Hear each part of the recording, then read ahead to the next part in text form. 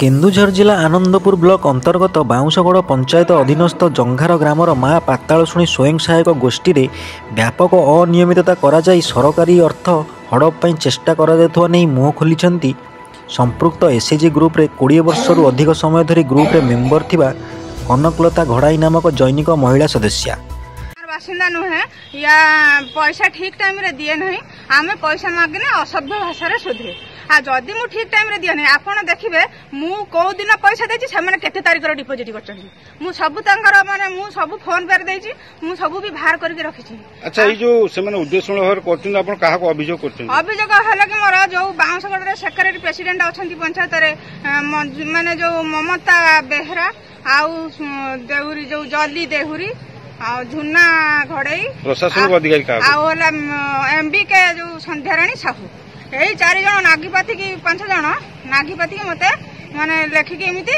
छाड़ी के माने बाहर जतले मीटिंग करछन 4-4टा मीटिंग मते एठी सिटी डाकुछन देख अपमान करके बेइज्जती करके छाडुछन 2 मास तमे कुआडे जाइथिलो तुमे कौडी के जाइथिलो जदी मेडिकल जाइथिलो तार सर्टिफिकेट देखबो आय तमे तो जेल जाइथिलो जदी बा जेल कोनी असुविधा कोन हला छेली कुकुडा गाय बाछी कोन जीवे की मनुष्य जीवे ना मनुष्य पई जेलटा तांको प्रति उद्देश्यमूलक भावरे ओ ब्लॉक कर्मचारी सहायतार ग्रुप रु बाहर करा उद्यम चली से अभियोग करिसेंती।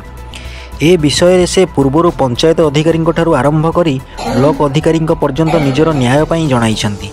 सबुठारु आश्चर्यर कथा संपृक्त महिला जनक व्यक्तिगत असुविधा कारण 2 मास अनुपस्थित थिले। एही समय रे तांको स्वामी को ग्रुपर सभापति और संपादक 35,000 टंका लोन सुझिया बाबद को दवा पाई कहिले। एठारे कले यापर 60,000 टंका लोन मिलियो बोली प्रतिश्रुति देले।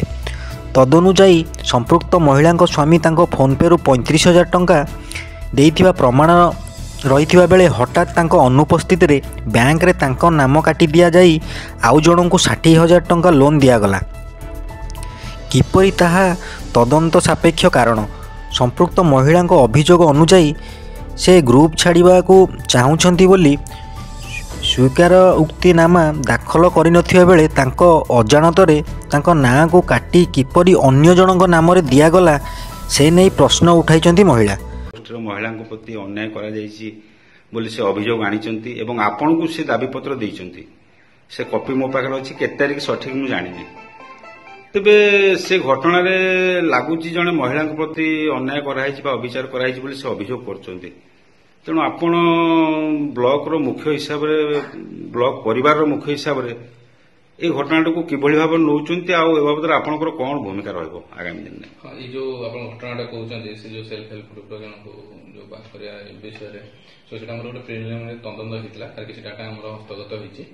सो तापर हमर नेक्स्ट स्टेप रे हमें से जन जो सेल्फ हेल्प ग्रुप रो जो सदस्य मन अछि तांको डकै कि ब्लॉक स्तर रे हम तांकर समालोचना करियो भाबछु जे आम आशा रखिबु आपण से महिला न्याय पाइबे बोली आम आपण को आशा रखि परिबो। निश्चित निश्चित जी सतर्क से न्याय पाइबे। धन्यवाद सर। तेबे ए संपर्क रे आमे आनंदपुर ब्लॉक अधिकारी मनोज महांतंक प्रतिक्रिया जानिबा को चेष्टा करिथिलु। से घटनार निरपेक्ष तदंत करिबा सह पीड़िता महिला को न्याय प्रदान करिबा बोली प्रतिश्रुति मध्य देइछंती। केन्दुझर गगन बिहार दास को रिपोर्ट ओडिशा न्यूज।